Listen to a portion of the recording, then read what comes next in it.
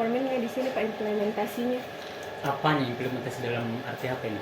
Eh, elektronik digitalnya, tentang dia menggunakan apa di sini Pak untuk pelayanan online-nya. Kalau berbicara e-government berarti kita berbicara tentang good governance, ya. Mungkin belum sampai ke pelayanan dulu, tentang tatanan pelaksanaan apa namanya, pelaksanaan secara administrasi dulu. Kalau kita berbicara, kita belum masuk kepada itu. Nah, kalau di dinas dukcapil itu tentunya penerapan SPBE, sistem berbasis elektronik, itu kita sudah gunakan di sini. Baik dari segi bagaimana mengukur tingkat kedisiplinan pegawai melalui aplikasi si keren, ya.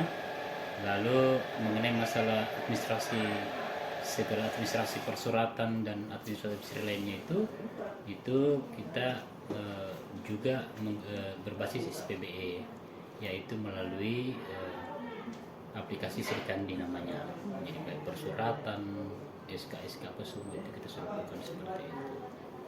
Nah, hubungannya kalau mengenai masalah pelayanan di dinas dukcapil, tentunya capil ini kita kan ini semi vertikal, jadi segala produk bentuk pelayanannya itu kita tidak terlepas dari pusat, dari Dirjen Admindo.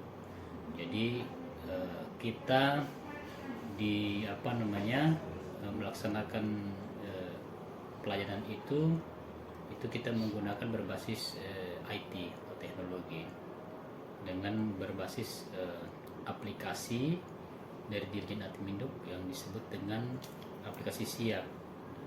Jadi SIA, sistem administrasi kependudukan dan pencatatan sipil, itu semuanya itu. Lalu ada juga namanya aplikasi KTP elektronik. Nah, dia memiliki dua bagian besar. Dia memiliki metode operasi itu berbeda, sistem operasi berbeda. Kalau SIAK itu dia melakukan pelayanan KK, akte-akte, surat pindah dan lain sebagainya. Khusus untuk elektronik, KTP elektronik itu memang hanya untuk menangani KTP elektronik. Nah, terus ada lagi yang terbaru, yaitu namanya IKD. IKD ini adalah suatu KTP elektronik yang berbasis digital, yang kemudian nanti ke depan itu yang akan menggantikan posisinya KTP elektronik. Jadi nanti KTP itu kita sudah bukan lagi KTP manual, tetapi KTP yang ada di masing-masing di HP, ya, namanya IKD, Identitas Kependudukan Digital namanya. Kenapa demikian? Ya, kita kan sekarang efisiensi, negara sekarang lagi lakukan efisiensi. Jadi nanti kita semua akan mengarah ke situ, KTP digital. Dan di dalam IKD itu juga di situ ada biodata KK, biodata perorangan, KTP. Nanti diintegrasikan juga dengan beberapa aplikasi-aplikasi lain seperti BPJS, NPWP. Jadi orang kalau ketika dia sakit cukup dia memperlihatkan IKD-nya saja, karena BPJS itu sudah terintegrasi dengan capil. Jadi otomatis BPJS itu ya itu terbantu dengan melihat dia punya KTP digitalnya. Oh, berarti ini warga kabupaten ini, daerah ini. Jadi semakin apa namanya, semakin canggih ya. Iya, semakin canggih. Tetapi ya lagi-lagi namanya kemajuan teknologi, masing-masing juga pasti ada kelemahannya. Karena itu kelemahannya adalah digital. Misalnya ya ini bisa syarat misalnya dilakukan hack, dihack. Tetapi kalau IKD ya yakin saja, kan banyak juga orang bertanya bagaimana ini dengan ketahanan, karena kan HP. Nah, karena ini produk negara yang buat, pastinya security digitalnya itu pasti sudah diatur sedemikian rupa untuk daya ketahanan dari aplikasi tersebut. Saya kira itu intinya. Kalau kita ini sudah berbasis SPBE, ya, berbasis elektronik dalam melakukan berbagai metode pekerjaan kami di sini dan berbagai bentuk pelayanan kami.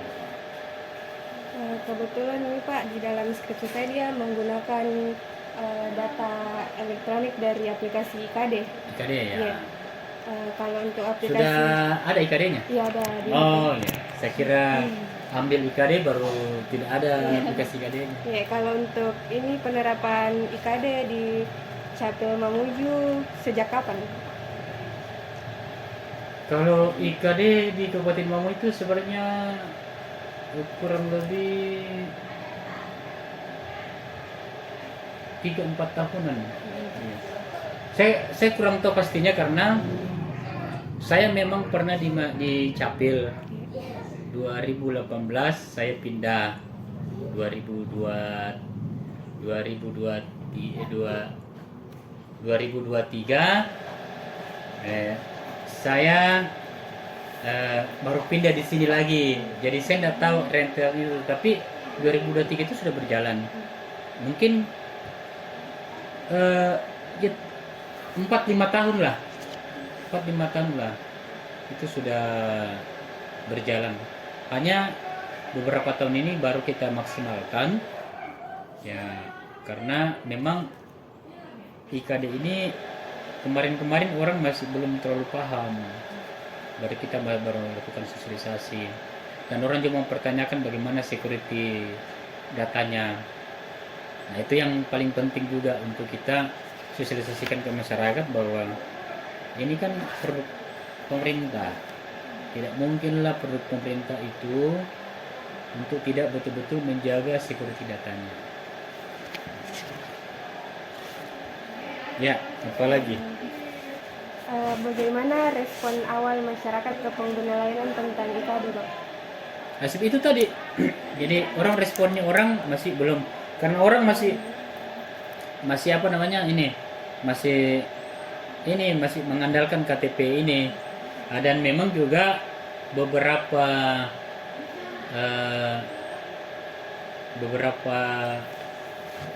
OPD atau kementerian, dinas-dinas kementerian termasuk perbankan itu juga mereka sebagian masih belum terlalu merespon IKD itu karena pelayanannya di sana itu masih disesuaikan dengan KTP. Ya, mereka masih belum masih melakukan penyesuaian. Nah, padahal IKD ini sebenarnya sudah lama. Yang seperti Bank Mandiri, Bank BNI itu kan kalau misalnya orang ATM-nya hilang, itu dia cukup KTP ini saja manual. Untuk di aplikasinya di aplikasi itu sudah bisa dilayani. Tetapi untuk IKD ini mereka memang masih lakukan penyesuaian untuk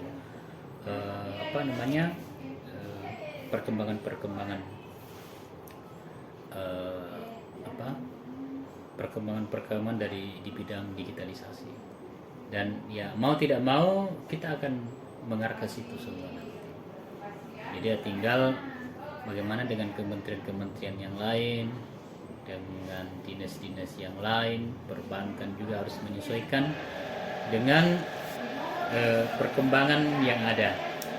Karena kalau kita tidak bisa menyesuaikan ya kita juga namanya maju tapi tertinggal. Berarti kalau dibilang maju tapi tertinggal berarti bukan maju namanya. Ya? Hanya namanya saja maju tapi itu. Jadi memang banyak hal yang harus kita lakukan penyesuaian. Dan dinas Dukcapil itu memang untuk SPBE-nya itu jauh lebih pesat dan lebih cepat.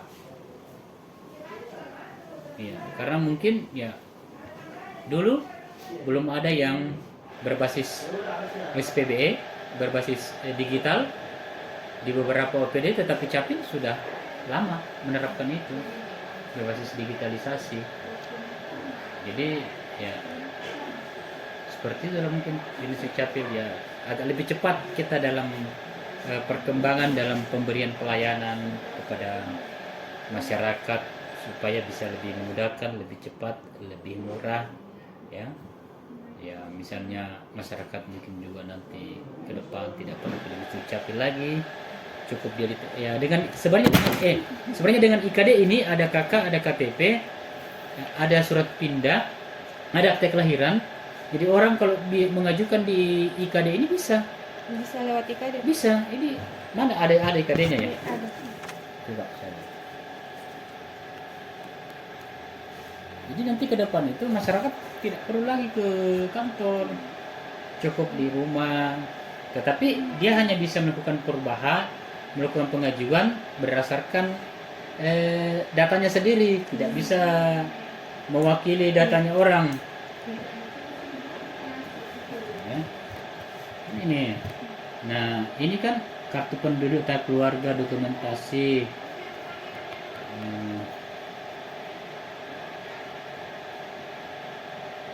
Ini setiap kita buka berarti ini security datanya betul-betul bisa dijamin. Jurusan apa? Ilmu administrasi negara.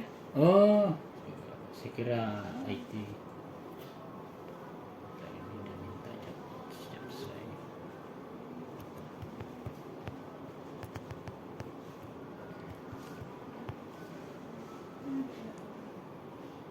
Ini KTP, data keluarga.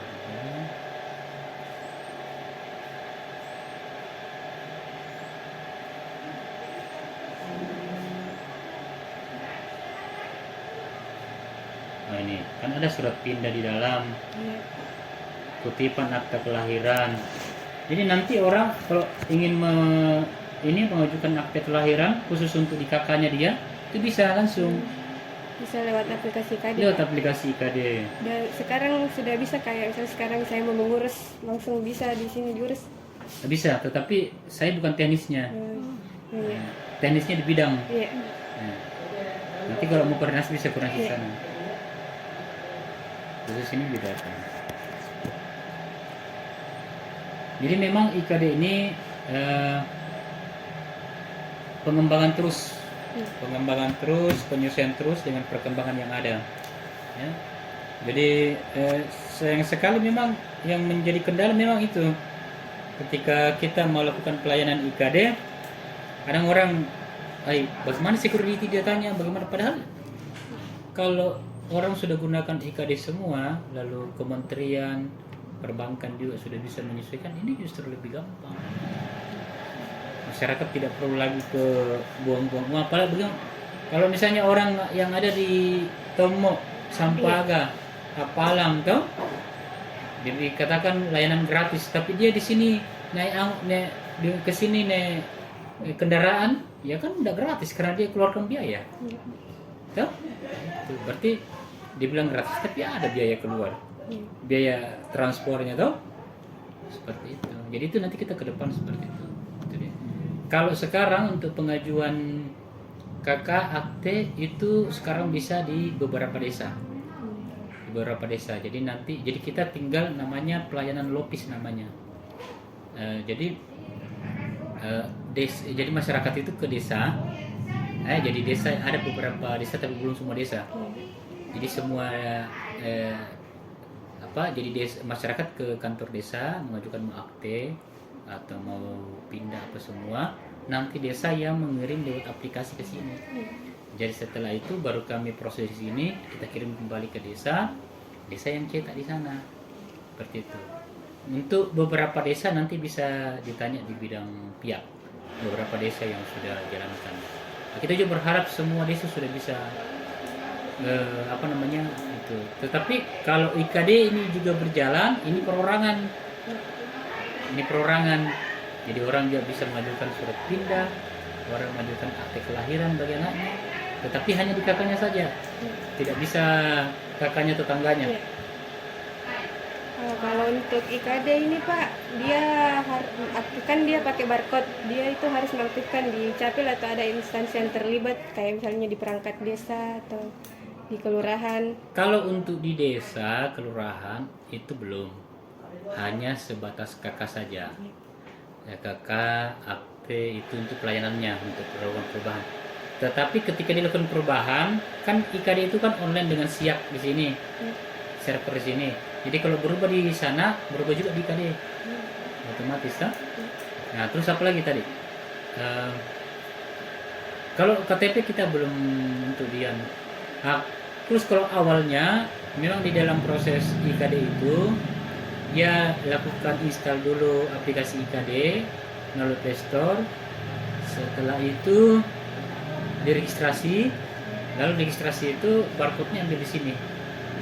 Itu pertama. Tetapi itu hanya awal saja. Tapi setelah itu ya sudah bisa berjalan. Jadi untuk barcode pertamanya harus dicapil ya, karena itu apa namanya, itu dari data center dari pusat untuk dikirimkan barcode-nya, lalu untuk bisa diupdate di aplikasi di HP masing-masing. Selanjutnya Pak, untuk kesiapan pegawai atau pelatihan khusus mengenai IKD ini bagi pegawai. Kalau kita kemarin memang dari pusat, tapi ya setelah pusat kita dilatih, kita sudah bisa jalan. Kita jalan sudah beberapa tahun yang lalu. Tapi untuk di kecamatan itu kita ajar juga. Kita ajar juga karena kan ada pelayanan KTP perekaman di kecamatan. Jadi kita ajar juga mereka untuk IKD. Berarti kalau di sana Jadi Pak di ada sana barcode-nya? tidak ada. Jadi metodenya dia itu kecamatan itu kirim barcode-nya ke Capil, Capil yang kirim, nanti dari sana baru bisa ambil barcode. Seperti itu.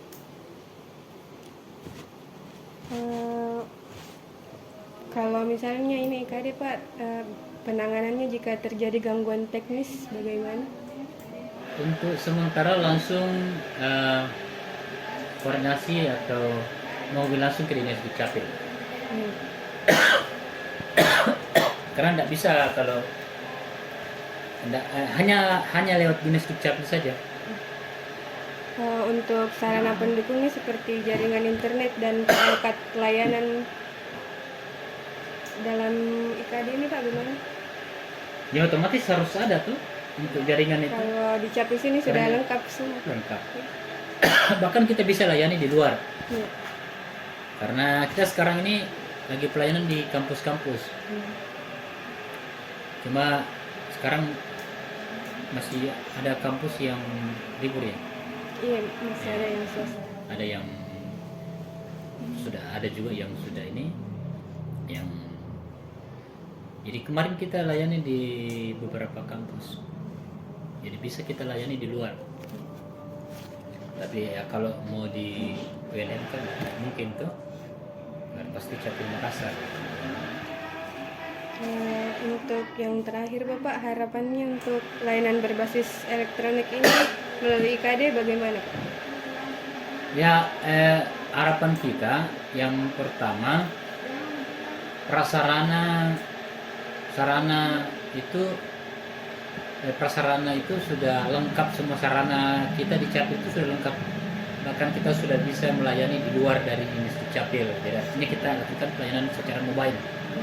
Nah, tinggal masyarakat ini yang karena kendalanya kan masyarakat kita ya tidak semua bisa menggunakan HP Android. Karena hanya yang punya HP Android atau iPhone itu yang bisa kita layani. Dan masyarakat kadang bertanya bagaimana dengan security datanya. Jadi kami mau sampaikan bahwa tidak perlu khawatir mengenai masalah security datanya, karena ini produk negara yang buat. Jadi persoalan security datanya sangat aman sekali mengenai masalah data-datanya yang ada di IKD. Nah, harapan kita ya ke depan semoga pelayanan ini kepada masyarakat ini kita bisa lebih maksimalkan, dan semakin banyak orang yang menggunakan IKD. Nah, lalu hal yang lain juga hubungannya dengan kantor-kantor yang lain seperti perbankan.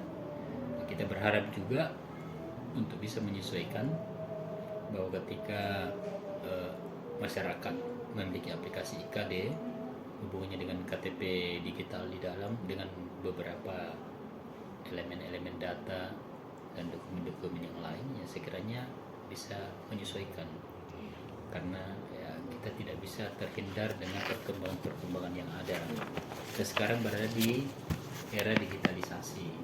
Nah, dan Dinas Dukcapil itu intens melakukan setiap perubahan-perubahan, perkembangan-perkembangan yang ada, menyesuaikan dengan perkembangan yang ada. Itu saya kira harapan-harapan kita. Dan kalau misalnya ada instansi institusi yang meminta atau kelompok masyarakat untuk dilayani IKD, ya disampaikan saja ke Dinas Dukcapil, kami pasti turun untuk memberikan pelayanan secara mobile kepada masyarakat. Yang penting di sana ada jaringan. Nah, kalau tidak ada jaringan nggak bisa. Nah, itu. Ya, misalnya kalau kampus mau minta kami turun, ya silakan kami turun, karena target kami ya saya kiranya semua masyarakat Kabupaten Mamuju sudah bisa menggunakan layanan IKD. Mungkin begitu saja Pak untuk wawancara hari ini. Bisa saya tanya nama Pak? Saya nama lengkap? Iya, nama lengkap. Abram. Pendidikan terakhir? S2. Sama jabatan tak Pak? Sekretaris. Sama umur? Nah ini dulu umur saya lupa. 43. 43. Oke, begitu saja Pak untuk wawancaranya. Terima kasih banyak. Ya. Kalau ada yang masih mau ditanya secara teknis tentang IKD, bisa nanti hubungi kepala bidang PIAK. Oh iya. Bilang mau kata bidang masih mau tambah untuk informasinya, untuk kelengkapan skripsinya, datanya, kuesionernya, bisa nanti sini di yang ruang tengah itu, yang pintunya besar itu, bisa tanya di situ ya. Bisa foto dulu Pak Bisa. untuk dokumentasi. Bisa. Mau dari mana? Mau dari sana? saja. Oh, ya.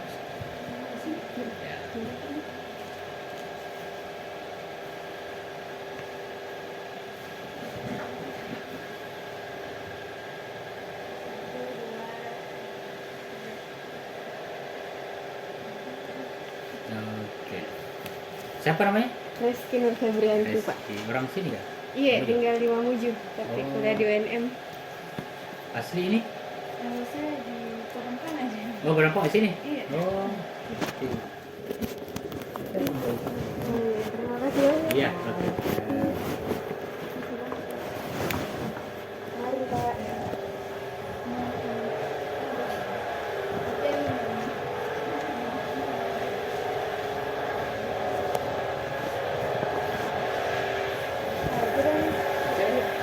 Kalau untuk petugasnya di mana?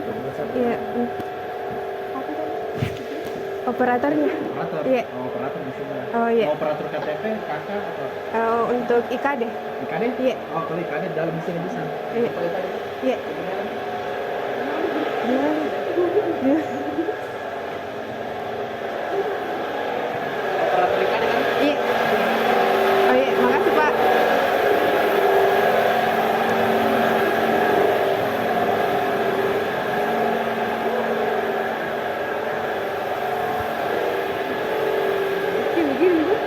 Iya, begitu saja. Yang penting ada. Kalau mikir dulu deh. Iya. Mikir dulu pasar. Apa? Mikir dulu pasar. Pasar.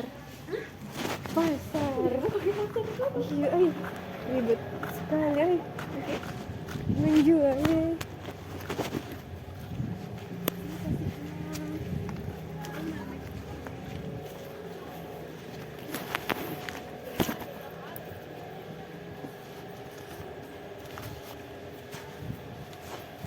saking papsan pajarnya.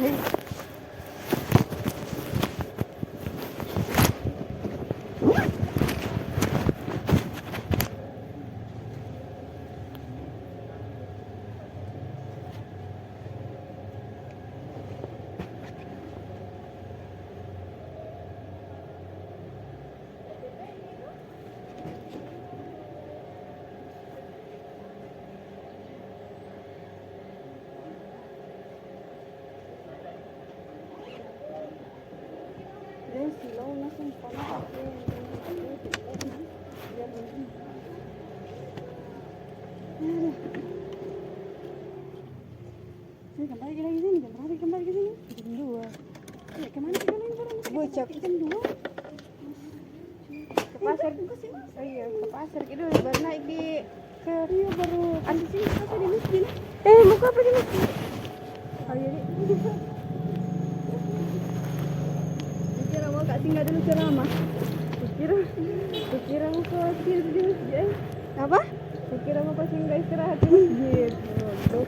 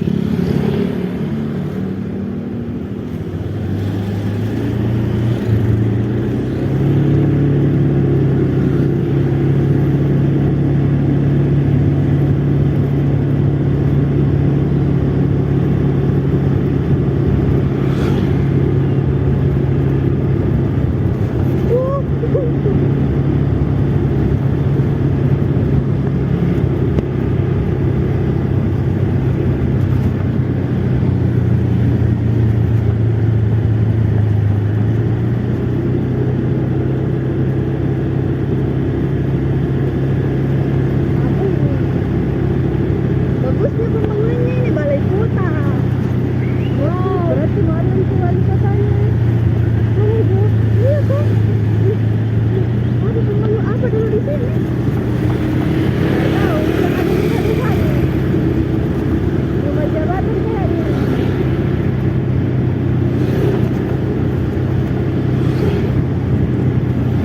Apa dulu di situ, rumah jabatan. Ini kan apa? Kayak kantor perhutanan apakah? Ya kan karena ada rusa-rusa terus di situ.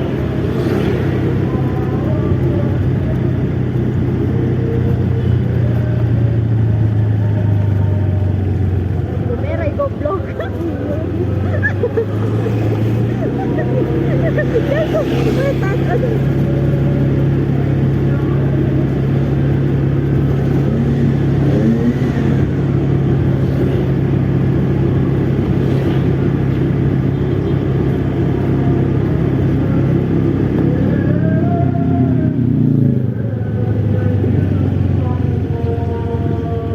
Udah bisa satu arah di sini. Lihat nih, biasa juga orang sini ya. Ya awas ada tegur gua.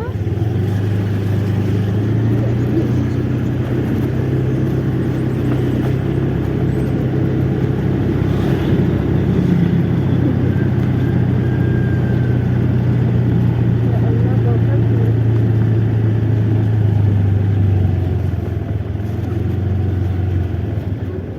Mana kah?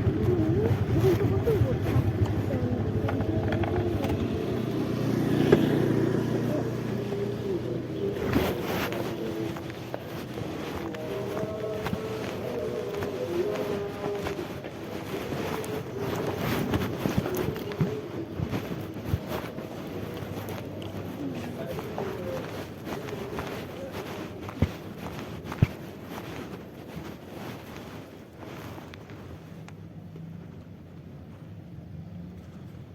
Oh, balik ke tempat lupa.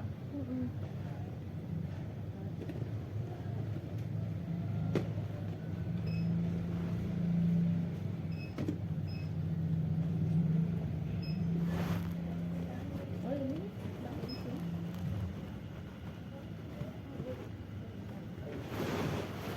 Lebar itu.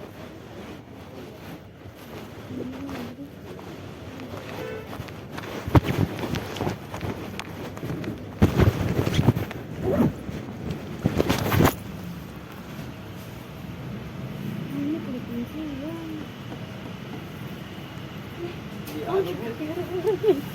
ya.